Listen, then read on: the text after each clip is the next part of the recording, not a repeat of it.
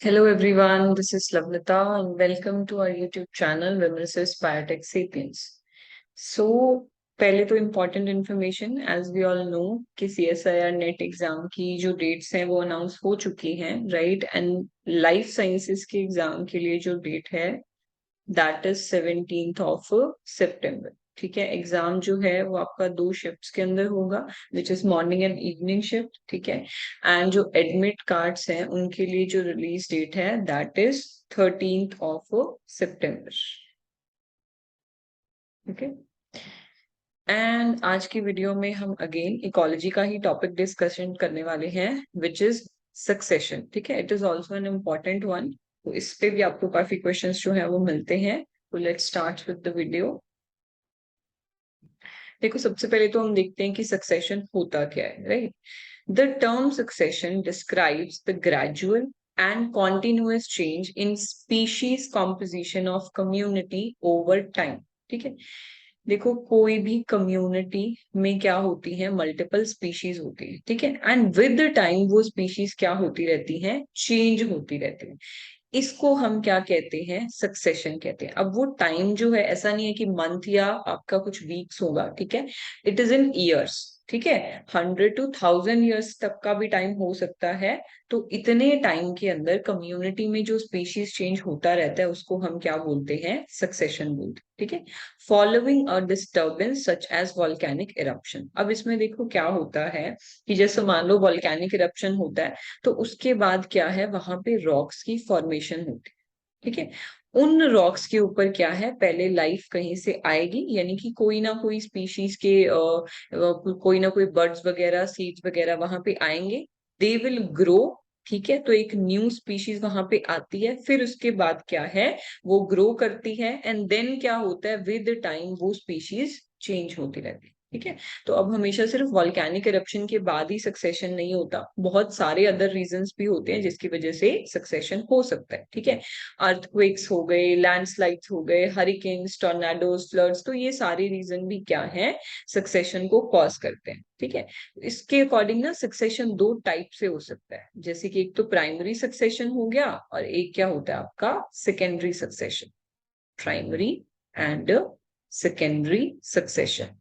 देखो, primary succession में क्या होता है, ऐसी जगह पे सक्सेशन होना जहां पे पहले लाइफ कभी एग्जिस्ट ही नहीं करती थी। ठीक है, जैसे अब वोल्केनिक इरप्शन, तो वोल्केनिक इरप्शन के बाद जो रॉक्स बनी है तो उनपे तो कभी लाइफ पहले नहीं थी, वहां पे जब लाइफ आती है फिर वो विद टाइम चेंज होती है, तो वो सक्सेशन कैसा होता है, प्राइमरी सक्सेशन। और एक है, जैसे मान लो फॉरेस्ट है। ठीक है, फॉरेस्ट के अंदर ना फायर्स लग गई जिसकी वजह से वो फॉरेस्ट खत्म हो गया, तो मतलब एक ऐसी जगह जहां पे पहले लाइफ थी बट किसी कॉज की वजह से वो लाइफ खत्म हुई, एंड देन आफ्टर दैट दोबारा से वहां पे कोई नई कम्युनिटी सेटल होती है, फिर वो चेंज चेंज चेंज होती रहती है, तो उस टाइप की सक्सेशन को हम क्या बोलते हैं, सेकेंडरी सक्सेशन। ठीक है, तो सक्सेशन में देखो क्या होता है, पहले कोई पायोनियर स्पीशीज आती है, यानी कि कोई भी नई स्पीशीज है ना, वो एरिया पे नई स्पीशीज आती है, वो खुद को एस्टेब्लिश करती है, फिर उसके बाद क्या है, जो वो स्पीशीज है वो विद टाइम चेंज होती रहती है, तो उसके बाद जितनी भी स्टेजेस आती हैं उनको हम सीरियल स्टेजेस या डेवलपमेंटल स्टेजेस या सिंपली सीरे भी बोलते हैं। ठीक है, एंड अल्टीमेटली क्या होता है, वहां पे ना एक स्टेबल पॉपुलेशन आती है या स्टेबल स्पीशीज आती है, यानी जिनको रिप्लेस करना ना थोड़ा इजी नहीं होता, या कह लो कि डिफिकल्ट होता है, उसको हम क्या कहते हैं, क्लाइमैक्स बोलते हैं। ठीक है, तो पायोनियर स्पीशीज आती है, फिर उसके बाद एनवायरमेंट चेंज की वजह से वहां पे स्पीशीज कॉम्पोजिशन चेंज होता रहता है, और अल्टीमेटली एक स्टेबल कम्युनिटी बनती है जिसकी रिप्लेसमेंट डिफिकल्ट होती है, उसको हम क्या बोलते हैं, क्लाइमेक्स कम्युनिटी बोलते हैं। ठीक है, so this is the process of succession, कि पहले कोई बैरन एरिया बनता है जहां पे लाइफ जो है वो नहीं होती है। ठीक है, फिर उसके बाद वहां पे कोई नई स्पीशीज आती है, देन वो स्पीशीज विद टाइम चेंज होती है, अल्टीमेटली क्लाइमैक्स स्पीशीज आती है, इसको हम क्या बोलते हैं, सक्सेशन। प्राइमरी जहां पे पहले कभी लाइफ नहीं थी, एंड सेकेंडरी जहां पे पहले लाइफ थी बट किसी कॉज की वजह से खत्म हो गई, दोबारा से वहां पे लाइफ का आना एंड चेंज होना, सेकेंडरी सक्सेशन। ठीक है, तो सक्सेशन को एक्सप्लेन करने के 3 मॉडल्स दिए गए थे। First is facilitation model. देखो फैसिलिटेशन मॉडल क्या बोलता है, the early community modify the habitat in such a way that habitat become favourable for new community. ठीक है, कि पहली जो कम्युनिटी है जिसमें पायोनियर स्पीशीज आई हैं, वो एनवायरनमेंट को ऐसे चेंज करेंगे कि नेक्स्ट सीरियल कम्युनिटी के लिए या नेक्स्ट सीरियल स्टेजेस के लिए एनवायरनमेंट मोर फेवरेबल हो जाएगा।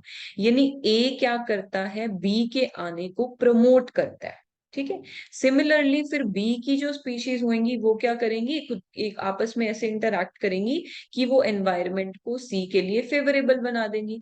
तो ए के बाद बी आएगा, बी के बाद सी आएगा, फिर सी में चेंज आएगा तो डी के लिए एनवायरनमेंट फेवरेबल हो जाएगा। और मान लो कि डी क्या है, क्लाइमेट कम्युनिटी है, तो फिर डी ही खुद को क्या है, मतलब स्टेबलाइज रखती है। ठीक है, तो फैसिलिटेशन में क्या होता है कि पहले जो कम्युनिटी आती है वो बाद में आने वाली कम्युनिटी के लिए फेवरेबल कंडीशंस बना। ठीक है, यानी अगर ए प्रेजेंट होगा तभी बी आ सकता है, क्योंकि बी के लिए फेवरेबल कंडीशंस कौन बनाता है, ए बनाता है। तो ए फैसिलिटेट करता है बी के आने को, तो इसीलिए इसको हम क्या बोलते हैं, फैसिलिटेशन मॉडल। तो इसमें ये चीज कंपलसरी है कि ए बी से पहले आना चाहिए तभी एनवायरनमेंट बी के लिए फेवरेबल होगा। सिमिलरली बी सी से पहले आना चाहिए तभी सी जो है उसके लिए एनवायरनमेंट फेवरेबल होगा। तो इसलिए इस टाइप के मॉडल के अकॉर्डिंग ऑब्लिगेट लीनियर सीरीज चलता है। ठीक है, कि एक लीनियर सीरीज चलेगा, इसके बाद ये, इसके बाद ये, इसके बाद ये, बट वो कैसा होगा, ऑब्लिगेट होगा, यानी कि ए के बाद ही बी आ सकता है, बी के बाद ही सी आ सकता है। इट इज नॉट पॉसिबल कि ए के बाद सी आ जाए, क्योंकि सी के आने के लिए बी का होना जरूरी है। ठीक है, तो ये फैसिलिटेशन मॉडल होता है। तो इसमें ये कंफर्म है कि इस कम्युनिटी के बाद ये कम्युनिटी, इस कम्युनिटी के बाद ये कम्युनिटी आएगी। ठीक है, क्योंकि पहले आने वाली जो कम्युनिटी है दूसरे के लिए फेवरेबल कंडीशंस बनाते हैं, तो इसको हम क्या बोलते हैं, फैसिलिटेशन मॉडल। ठीक है, सेकेंड मॉडल क्या है, इनहिबिशन मॉडल। तो ये बिल्कुल इसका ऑपोजिट है। इनहिबिशन मॉडल में क्या होता है, जो पहले से कम्युनिटी प्रेजेंट होती है वो आने वाली कम्युनिटी के लिए एनवायरनमेंट को क्या बना देती है, तो नॉन फेवरेबल बना देती है, कुछ ऐसे केमिकल्स को रिलीज कर देता है कि बाद में जो आने वाली कम्युनिटी है वो वहां पे नहीं आ पाए, यानी कि वो दूसरे को एस्टेब्लिश होने से रोकता है। ठीक है, the existing community is well established, वो खुद एस्टेब्लिश्ड है, and inhibits establishment of new species या न्यू कम्युनिटी। ठीक है, तो पहले वाली कम्युनिटी खुद एस्टेब्लिश्ड है, दूसरों को आने से रोकता है। ठीक है, तो only possibility for new growth और colonisation is when a disturbance leads to dominating species being destroyed और रिमूव्ड। यानी पहले से जो स्पीशीज या कम्युनिटी प्रेजेंट है वो सिर्फ और सिर्फ किस कंडीशन में रिप्लेस हो सकती है, तो जब नेचर के अंदर कोई डिस्टर्बेंस आए जिसकी वजह से वो जो स्पीशीज है वो खत्म हो जाए। यानी मान लो कि पहले ए आ गया तो ए ना तो बी को आने देगा, ठीक है, ना किसी सी को आने देगा, किसी को नहीं आने देगा। तो ए के बाद कोई तभी आ सकता है जब नेचर की वजह से ए खत्म हो जाए। ठीक है, तो इस केस में क्या होता है, कोई लीनियर रिलेशन होता नहीं है। ठीक है, इसमें साइक्लिक चेंजेस हो सकते हैं, क्योंकि देखो यहाँ पे कोई बेटर कॉम्पिटिटर नहीं है। ठीक है, अब हम ये नहीं कह सकते कि ए के बाद बी ही आएगा, बी के बाद सी ही आएगा। ए खत्म हो गया तो उसके बाद कोई भी आ सकता है, ए को कोई भी रिप्लेस कर सकता है, ए के बाद बी भी आ सकता है, ए के बाद डी भी आ सकता है, ए के बाद सी भी आ सकता है। ठीक है, इसी तरीके से और क्या हो सकता है कि लेट से एक बार ए आया, वो डिस्ट्रॉय हो गया, फिर बी आ गया, तो जरूरी नहीं है कि बी के आने बाद सी ही आएगा या डी ही आएगा, बी के आने के बाद ए भी आ सकता है। तो कोई भी किसी को भी रिप्लेस कर सकता है, but only when nature destroys the earlier one. ठीक है, नेचर अगर पहले वाले को खत्म करेगा तभी उसके बाद कोई आ सकता है, क्योंकि पहले जो प्रेजेंट है वो दूसरे को नहीं आने देगा, वो दूसरे की एस्टेब्लिशमेंट को इनहिबिट कराएगा। तो इस केस में चेंजेस क्या है, साइक्लिक होते हैं, कोई भी किसी को भी रिप्लेस कर सकता है, कोई लीनियर सीरीज नहीं है और ऑब्लिगेशन तो है ही नहीं। ठीक है, तो इसमें कोई पहले बाद नहीं है। ठीक है, बस पहले बाद में क्या है कि पहले से जो प्रेजेंट है उसको रिप्लेस करना। तो अब उसमें क्या है कि जैसे मान लो बी है, तो बी अगर पहले ए आया भी था कोई फर्क नहीं पड़ता है, दोबारा से भी ए आ सकता है, बस ये कंडीशन है कि नेचर डिस्टर्ब करे। तो इसमें चेंजेस कैसे होते हैं, साइक्लिक होते हैं। ठीक है, फिर आता है टॉलरेंस मॉडल। तो देखो टॉलरेंस मॉडल के अंदर ना जो पहले से स्पीशीज प्रेजेंट है वो ना तो नेक्स्ट स्पीशीज को फैसिलिटेट करता है ना ही उसको इनहिबिट करता है। ठीक है, तो इसमें क्या होता है, अर्ली कॉलोनिस्ट नीदर फैसिलिटेट नोर इनहिबिट्स लेटर कॉलोनिस्ट।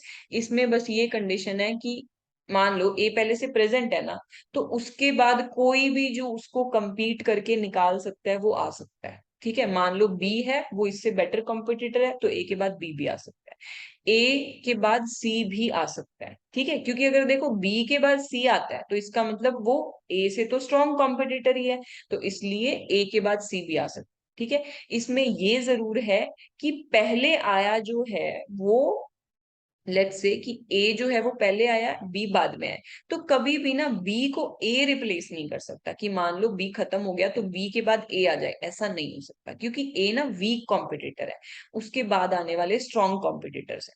तो कोई भी स्ट्रॉन्ग कॉम्पिटिटर किसी भी वीक को रिप्लेस कर सकता है। जैसे सीरीज मान लो ये है ना, ए बी सी डी, तो ए से स्ट्रॉन्ग बी भी है, सी भी है, डी भी है, तो ए को इन तीनों में से कोई भी रिप्लेस कर सकते हैं। इसी तरीके से बी को सी या डी में से कोई भी रिप्लेस कर सकते हैं। ठीक है, बस ये है कि लीनियर सीरीज चलेगा बट ऑब्लिगेशन नहीं है। लीनियर है कि एक सीक्वेंस तो चलेगा ही चलेगा, बट ऑब्लिगेशन नहीं है कि बाद में आने वाला जो है उसको एक ही रिप्लेस कर पाए। ठीक है, जैसे बी को रिप्लेस करने के लिए सी भी है, डी भी है, कोई भी कर सकता है, तो इसको हम क्या बोलते हैं, टॉलरेंस मॉडल बोलते हैं, कि जो भी बेटर टॉलरेंट होगा, बेटर कॉम्पिटिटर होगा, वो पहले वाले को रिप्लेस कर सकता है। तो later species can also invade in the absence of earlier ones. Okay, now what is this. देखो हमने फैसिलिटेशन में क्या पढ़ा था कि जो बी है अगर उसको आना है तो उसके लिए पहले ए का होना जरूरी है, क्योंकि ए ने एनवायरमेंट फेवरेबल बनाना है, बट टॉलरेंस मॉडल के अंदर बी पहले से ही स्ट्रॉन्ग कॉम्पिटिटर है, उसको ए की जरूरत नहीं है, क्योंकि वैसे भी हमने क्या कहा कि ए फैसिलिटेट नहीं कर रहा बी के लिए, है ना, तो बी के आने के लिए ए जरूरी नहीं है। यहाँ पे पहले सीधा बी भी आ सकता है, पहले सीधा सी भी आ सकता है, यानी सक्सेशन बी से भी स्टार्ट हो सकता है, ए से भी स्टार्ट हो सकता है। ठीक है, तो इसमें किसी भी पहले वाले के होने की प्रेजेंस जरूरी नहीं है, क्योंकि पहले वाला दूसरे को फैसिलिटेट नहीं करता। तो इसीलिए देखो एरोज जो है ये जो बना रखे है ना, ये बहुत इंपॉर्टेंट है, क्योंकि क्वेश्चन में यही इमेजेस पूछी जाती है, कि ये इमेज देके पूछ लेंगे कि ये कौन से मॉडल को रिप्रेजेंट करता है। ठीक है, तो इसमें हमेशा ऑब्लिगेट सीरीज रहेगा। ठीक है, इसमें साइक्लिक सीरीज रहेगा, या आपको ना ऐसे भी दिया हो सकता है, जैसे मान लो ए है, बी है, सी है, डी है, तो अगर नेगेटिव नेगेटिव लगे हैं तो इसका मतलब वो इनहिबिशन शो कर रहा है। ठीक है, और टॉलरेंस में क्या होगा, लीनियर सीरीज तो चलेगा ही चलेगा, बट ये है कि कभी भी एरो जो है ना, जैसे आपका ये एरो दोनों डायरेक्शन में है, ठीक है, इनहिबिशन के अंदर, बट इसके अंदर एरो दोनों डायरेक्शन में नहीं होगी, क्योंकि बाद वाले को पहले वाला रिप्लेस नहीं कर सकता। ठीक है, लीनियर सीरीज होता है बट ऑब्लिगेट नहीं होता, जैसे कि फैसिलिटेशन में होता है कि ए के बाद ही बी आएगा, बी के बाद ही सी आएगा, तो ऐसा इसमें नहीं। ठीक है, तो these are the three models जो कि सक्सेशन के लिए दिए गए। Now let's see some questions. In the following diagram, two models of succession are represented. In this diagram, A, C, D are species and arrows indicate replaced by। ठीक है, A के साथ इसमें B नहीं दिया हुआ है, A B C D species है, और एरोज किसको रिप्रेजेंट करते हैं, तो कौन किसको रिप्लेस कर रहा है। ठीक है, इसको रिप्रेजेंट करते हैं। तो अब यहाँ पे देखो ए के बाद बी आ रहा है, बी के बाद सी, सी के बाद डी। ठीक है, तो ये क्या है, फैसिलिटेशन मॉडल है, क्योंकि ए के बाद ही बी, बी के बाद ही सी, है ना, और ए स्टार्ट होएगा, यानी ए होगा तभी बी, बी होगा तभी सी, तो ये फैसिलिटेशन मॉडल है। और साइक्लिक चेंजेस वाला कौन सा होता है, जिसमें दोनों साइड एरोज होते हैं, तो वो हमारा इनहिबिशन मॉडल होता है। Based on the above which statement is correct, तो फर्स्ट देखो क्या दिया, option one, figure one represent facilitation. ठीक है, फिगर वन फैसिलिटेशन को रिप्रेजेंट करता है, फिगर टू रिप्रेजेंट्स टॉलरेंस, तो ये गलत है, ये तो इनहिबिशन है। ठीक है, फिर फिगर वन रिप्रेजेंट्स टॉलरेंस, ये भी गलत हो गया। फिर थर्ड के अंदर क्या है, figure one represent facilitation model and figure two represents inhibition model. So option third हमारा क्या है, करेक्ट ऑप्शन है। ठीक है, ऑप्शन फोर में क्या दिया कि फर्स्ट टॉलरेंस मॉडल है, तो दिस इज अगेन रॉन्ग। तो ऐसे सिंपल बस इमेजेस पे क्वेश्चन आते हैं कि ये मॉडल बताओ कौन सा।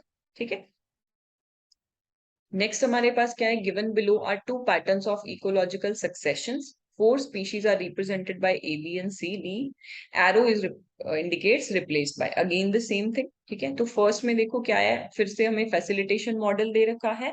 सेकंड के अंदर हमें पता है ये कौन सा मॉडल है, टॉलरेंस मॉडल दिया है ना, कि बी भी जो है वो सीधा आ सकता है, यानी ए का नहीं होना जरूरी, मतलब ए का होना जरूरी नहीं है, सीधा बी भी आ सकता है, तो मतलब वो टॉलरेंस मॉडल है। ठीक है, और ऐसे यहाँ पे क्या दिखाया है कि ए के बाद सी भी आ सकता है। तो जरूरी नहीं है कि ए के बाद बी है, तो tolerance model. In the context of ecological succession which of the following statement is incorrect with respect two figures given above. Okay, हमें बताना है कि इसमें से कौन सी जो स्टेटमेंट्स हैं वो गलत है। देखो, model X which is this one represent facilitation model, ठीक है, and model Y represent tolerance model, ठीक है, तो फर्स्ट स्टेटमेंट तो हमारी करेक्ट है, ठीक है। Model X represent tolerance model गलत, model Y represent inhibition model गलत, तो ये स्टेटमेंट हमारी क्या है, इनकरेक्ट स्टेटमेंट, ठीक है। थर्ड स्टेटमेंट भी देख लेते हैं। एज पर मॉडल वाई, इस मॉडल के according C can outcompete B but also can invade a habitat in their absence. Okay, ये कह रहा है कि सी जो है ना वो बी को आउट कम्पीट कर सकता है, मतलब बी को कम्पीट करके वहां से निकाल सकता है, दैट इज करेक्ट, तो तभी तो बी के बाद सी आता है, ठीक है। But it can also invade a habitat in their absence, यानी अगर बी नहीं भी हो तब भी सी वहां पे आ सकता है, तो करेक्ट है। ये एरो इसी चीज को इंडिकेट करता है कि सीधा सी आ सकता है, यानी बी का होना जरूरी नहीं है, ठीक है। तो this is correct statement. As per the model X, A makes the environment more suitable for B to invade. So this is again correct, क्योंकि यही तो फैसिलिटेशन में होता है कि पहले से प्रेजेंट स्पीशीज दूसरे के लिए एनवायरमेंट को फेवरेबल बनाता है, तो ए बी के लिए एनवायरमेंट को सुटेबल बना रहा है, तो दिस इज अगेन करेक्ट। तो इसमें आंसर हमारा क्या हो जाएगा, सेकंड, क्योंकि इनकरेक्ट स्टेटमेंट पूछा है ना, तो फर्स्ट थर्ड फोर्थ तो हमारी करेक्ट स्टेटमेंट्स है, इनकरेक्ट कौन सी है, सेकंड, तो answer is second. All right, third question की बात करते हैं। A large patch of forested area was devastated by raging fires, की एक फॉरेस्टेड एरिया था बट वो किसकी वजह से खत्म हो गया, फायर्स की वजह से, ठीक है। After some years the area was found to recover its species, कि कुछ इयर्स के बाद वहां पे फिर से जो स्पीशीज है या ऑर्गेनिजम्स है वो आ गए। Which one of the following option best describes the process of re-establishment in the area? अब देखो, पहली बात तो ये क्या है, सक्सेशन है ना, कि वहां पे क्या हुआ, फायर्स की वजह से फॉरेस्ट पूरा खत्म हो गया, तो एक बैरन एरिया बन गया जहां पे कोई लाइफ नहीं है, ठीक है। तो उसके बाद वहां पे क्या है, दोबारा से लाइफ आई है, तो इट मींस कि ये क्या है, सक्सेशन है। और किस टाइप का सक्सेशन है, तो सेकेंडरी सक्सेशन।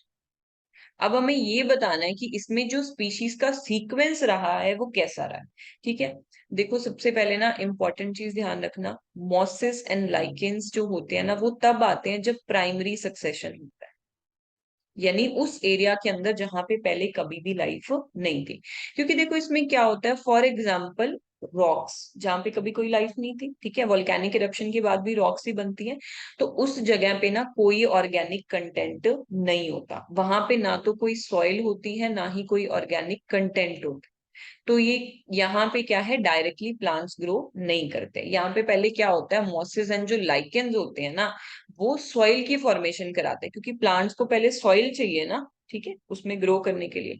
तो मॉसेस एंड लाइकेंस क्या करते हैं, इन रॉक्स को ब्रेक करते हैं, ठीक है। Mosses and lichen in rocks को क्या करते हैं, ब्रेक करते हैं, जिससे एक तो वो सॉइल की फॉर्मेशन कराते हैं, दूसरा उनमें से वो मिनरल्स को फ्री कराते हैं, जिससे प्लांट्स जो हैं उस पे ग्रो कर पाए, ठीक है।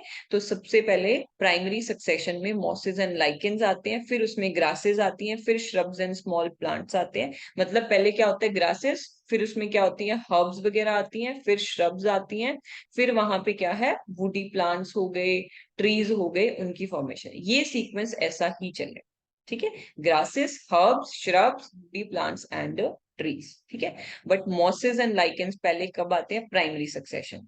ये कैसा है, सेकेंडरी सक्सेशन है। तो सक्सेशन के वे से ये सीक्वेंस करेक्ट है, बट हमारे क्वेश्चन के अकॉर्डिंग ये गलत है, ठीक है। Grasses, woody trees, herbs, shrubs, mosses, lichen, ये तो टोटली ही गलत है, ऐसा कुछ सीक्वेंस होता ही नहीं है, ये हमेशा ऐसा ही रहेगा, mosses, lichen, grasses, herbs, shrubs, woody. Would वाला जो पार्ट है ना वो बाद में आएगा, क्योंकि जो श्रब्स भी होते हैं ना वो वुडी ही होते हैं, ठीक है, वो छोटे होते हैं, और वुडी जो हमारे ट्रीज होते हैं वो बड़े होते हैं, ठीक है। तो ये सीक्वेंस बिल्कुल गलत है, वुडी प्लांट सबसे पहले कभी भी नहीं आ सकते, again this sequence is wrong. Grasses, herb, shrubs, woody trees, ये हमारा करेक्ट आंसर है। क्योंकि देखो पता है यहाँ पे क्या हुआ है, यहाँ पे फायर्स की वजह से फॉरेस्ट खत्म तो हुआ है, बट वो जो ऑर्गेनिज्म वहां पे डेड हुए हैं, जब प्लांट्स डेड हुए हैं, उनका ऑर्गेनिक मैटर उस जगह पे प्रेजेंट है। ठीक है, अब ये फायर्स के बाद वहां पे सॉइल भी प्रेजेंट है, वहां पे ऑर्गेनिक मैटर भी क्या है, प्रेजेंट है। ठीक है, तो यहाँ पे हमारी ग्रासेस ग्रो कर सकते हैं, क्योंकि सॉइल है, ऑर्गेनिक मैटर है, तो उसको यूज करके वो ग्रो कर सकते हैं। तो इसमें सबसे पहले ग्रासेस ग्रो करेंगी, यहाँ पे मॉसेस लाइकेन की जरूरत नहीं है। ठीक है, तो हर्ब श्रब आएंगी, फिर वुडी ट्रीज आएंगी। तो ये हमारा करेक्ट आंसर है, दिस इज सेकेंडरी सक्सेशन।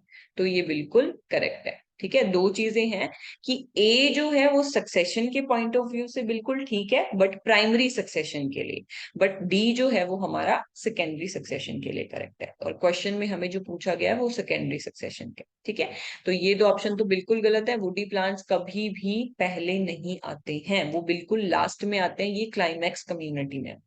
ठीक है, ऑलराइट, ये ना बिल्कुल रीसेंट अभी जो फेब में एग्जाम हुआ था उसका क्वेश्चन है। देखो इसमें ना कुछ भी नहीं है, बिल्कुल इजी, आप ग्राफ से कर सकते हो। ठीक है, कि ग्राफ में आपको क्या चीज शो हो रही है ना, उसके बेसिस पे आप बता सकते हो, क्योंकि यहाँ पे बेसिक बेसिक सी टर्म्स पूछी गई हैं जिनकी आपको बेसिक अंडरस्टैंडिंग होती है। देखो इसमें क्या दिया, the graphs given below show the possible behaviour of two species over the course of succession, कि सक्सेशन के ड्यूरिंग दो स्पीशीज हैं वो आपस में कैसे बिहेव करते हैं। ठीक है, अब देखो यहाँ पे हमें टाइम और बायोमास में ग्राफ दिया है, और ये मान लो स्पीशीज 1 का ग्राफ है, ये स्पीशीज 2, हमारी तरफ से हमने मान लिया कि दो स्पीशीज 1 एंड 2 है, उनके ग्राफ्स है। ठीक है, तो विद टाइम जैसे फर्स्ट ग्राफ में क्या हो रहा है, स्पीशीज ए का बायोमास पहले बढ़ रहा था, धीरे धीरे वो डिक्रीज होना स्टार्ट हो गया, और उसी के साथ ही क्या होता है, जैसे ये डिक्रीज होता है वैसे वैसे क्या होता है, स्पीशीज 2 का जो बायोमास है वो बढ़ते रहता है। ठीक है, बी ग्राफ के अंदर क्या हो रहा है, स्पीशीज 1 एंड स्पीशीज 2 दोनों का बायोमास इंक्रीज होता है। ठीक है, और बाद में जाके एक पॉइंट पे मैच हो जाता है। ठीक है, यानी कि वो एक ही पॉइंट की तरफ इंक्रीज होना शुरू हो जाते हैं या मिल जाते हैं एक पॉइंट पे जाके। सी के अंदर क्या हो रहा है कि स्पीशीज जो, मान लो कि ये वाला हमने 2 माना था, ये हमने 1 माना था, स्पीशीज 2 जो होती है वो ग्रो करनी शुरू करती है, और बिल्कुल स्पीशीज 2 जो है वो ग्रो करती है, और वो स्पीशीज 1 बिल्कुल ही क्या है, वहीं पे डिमिनिश हो जाती है। स्पीशीज 2 ने जैसे ग्रो करना शुरू करा, स्पीशीज 1 ने भी करा, बट वैसे ही स्पीशीज 1 का क्या हो गया, बिल्कुल सप्रेशन हो गया, वो बिल्कुल ही वहां पे खत्म हो। ठीक है, इसमें 1 ग्रो कर रही थी, उसने अच्छी ग्रोथ करी, फिर वो डिमिनिश हो गई, स्पीशीज 2 की ग्रोथ होने लगी। इसमें दोनों ही ग्रो करती हैं, बाद में एक पॉइंट पे जाके मिल जाती है। इसमें 2 ने ग्रो करा और 1 का बिल्कुल सप्रेशन हो गया। आपको क्या दिया है, possible effects observe during succession are, total suppression दिया है, कन्वर्जेंस दिया है, सीक्वेंशियल सक्सेशन। ठीक है, देखो टोटल सप्रेशन आपको क्या लगता है कहाँ पे हो रहा है, सी के अंदर, क्योंकि देखो 2 ने ग्रो करा तो ए बिल्कुल खत्म हो गया, तो यानी 2 ने ए को सप्रेस कर दिया बिल्कुल ही, तो ये टोटल सप्रेशन को शो करता है। ठीक है, कन्वर्जेंस यानी दोनों का एक ही डायरेक्शन में जाना, एक पॉइंट पे मिल जाना, तो वो हमें बी ग्राफ में देखने को मिल रहा है। ठीक है, फिर उसके बाद सिक्वेंशियल सक्सेशन, ये एक के बाद एक, तो इसमें यही हुआ है, पहले एक की ग्रोथ हुई, फिर उसके बाद सेकंड की ग्रोथ हो गई, एक डिमिनिश हो गया, दूसरा ग्रो कर रहा है, तो वो सीक्वेंशियल सक्सेशन में आ जाएगा। तो बस इसके अकॉर्डिंगली आपको करेक्ट ऑप्शंस को मैच करना है। ठीक है, तो simply looking at the graph आप ये क्वेश्चन कर सकते हो, और ये 4 मार्क्स का क्वेश्चन है। ठीक है, इसमें एज सच सक्सेशन का कुछ भी यूज नहीं हो रहा है ना, उसका क्या कंसेप्ट है, क्या उसमें होता है, वो चीज यूज नहीं हो रही है। Directly by looking at the graph you can do this question. ठीक है, तो इसमें हमारे पास क्या हो जाएगा कि जो फर्स्ट है वो सी से मैच करता है, तो यहाँ पे देख लो सी का फर्स्ट 2 ऑप्शन में है, तो ये दोनों ऑप्शन एक्सक्लूड हो गए। ठीक है, ऑप्शन 1 ऑप्शन 4, तो 2 और 3 में से कोई एक होएगा। बी जो है वो कन्वर्जेंस को शो करता है, यानी बी का हमारे पास सेकेंड आंसर है, तो बी का सेकेंड इसमें है, ए का हमारे पास थर्ड है। ठीक है, क्योंकि ए में क्या शो हो रहा है, तो sequential succession which is in third, तो option third is the right answer. ठीक है, तो by simply looking at the graph without even knowing the concept की सक्सेशन में क्या होता है, you can do this question. ठीक है, so these were the questions about succession. I hope that this video is going to be helpful for you. ठीक है, क्योंकि देखो ये कुछ छोटे छोटे से टॉपिक्स होते हैं जिसपे क्वेश्चंस जो है वो पूछे जाते हैं, राइट। तो You can do these questions, and again, okay, if you want to visit or you want to contact here, so these are the information. Thank you so much.